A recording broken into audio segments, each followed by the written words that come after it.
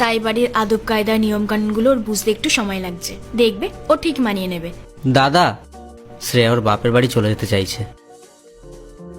হ্যাঁ, যাওয়াই তো উচিত। আর তাছাড়াও বিয়ের পর তো এখনো ওর বাপের বাড়ি যায়নি।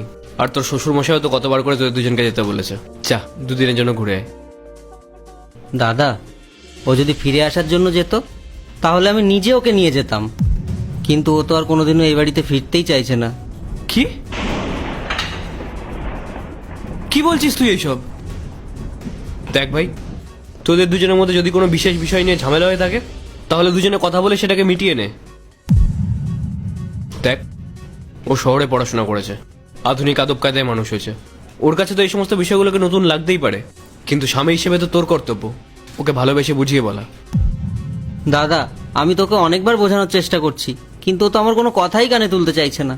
তার মানে তোরা নিজেরাই সমস্ত সিদ্ধান্ত নিয়ে ফেলেছিস, বড়দেরকে একবার জানানোর প্রয়োজন বোধ করিসনি? তুই এখন এতটাই বুদ্ধিমান হয়ে গেছিস যে নিজের হাতে নিজের সংসারটা ভেঙে ফেলছিস। ও তোর স্ত্রী, ও কত ভালোবেসে তোর হাত ধরে ওর পরিবারকে ছেড়ে এই সংসারে এসেছে। তোর উচিত সবসময় ওর ছায়া হয়ে ওর পাশে থাকা। বিয়ে মানে শুধু একটা সম্পর্ক নয়, বিয়ে মানে দায়িত্ব। স্ত্রী হলো বটবৃক্ষের মতন, যে প্রতিকূলতায় নিজের স্বামীকে আগলে রাখে।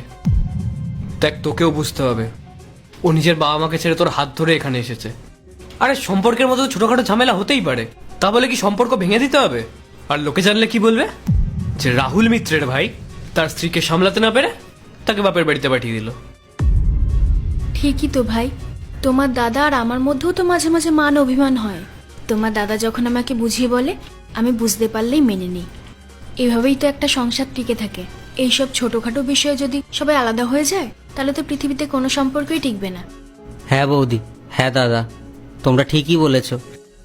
আসলে আমি রাগের মাথায় ভুল করে ফেলেছিলাম। আমাদের মধ্যে সামান্য একটা জিনিস নিয়ে কথা কাটাকাটি হয়েছে, যার জন্য জেদ ধরেছে যে বাড়ি ছেড়ে চলে যাবে। দাদা, কিছু মনে করবেন না, ছোট মুখে বড় কথা বলতে হচ্ছে। আপনি তো জানেন যে আমি কত বড়লোক ঘরের মেয়ে। এই বাড়িতে এসে যখন কোনো ছোটখাটো জিনিসের জন্য দিদির কাছে হাত পাততে হয় তখন আমার খুব সম্মানে লাগে।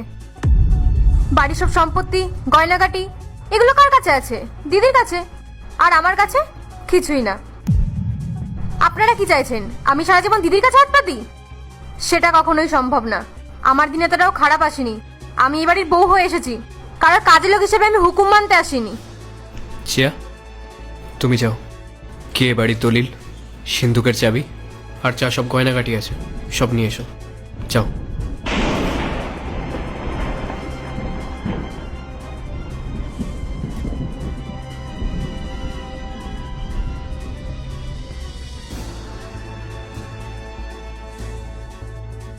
এই যে, ওগুলো সব ছোট বৌমার হাতে দাও।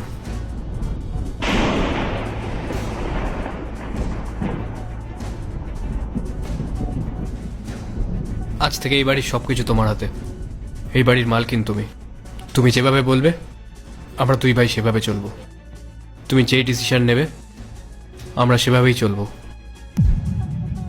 শুধু তোমার কাছে একটাই রিকোয়েস্ট, আমাদের দুই ভাইকে কোনোদিনও বিচ্ছেদ করিও না, কারণ আমরা দুই ভাই একে অপরের থেকে আলাদা হয়ে থাকতে পারবো না। এইটুকু আবদার তোমার কাছে আবার রইল।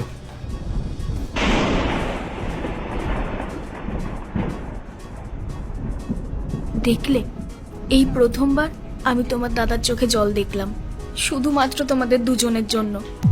এতগুলো বছর হয়ে গেল আমি এই বাড়িতে বউ হয়ে এসেছি, কিন্তু এইভাবে কখনো আমি ওকে ভেঙে পড়তে দেখিনি। শুধুমাত্র তোমার থেকে আলাদা হয়ে যাওয়ার ভয় মানুষটা আজ নিঃস্ব হয়ে গেল। আজ পর্যন্ত দুই ভাইয়ের মধ্যে যেটা ঘটেনি সেটা তুমি করে দেখালে।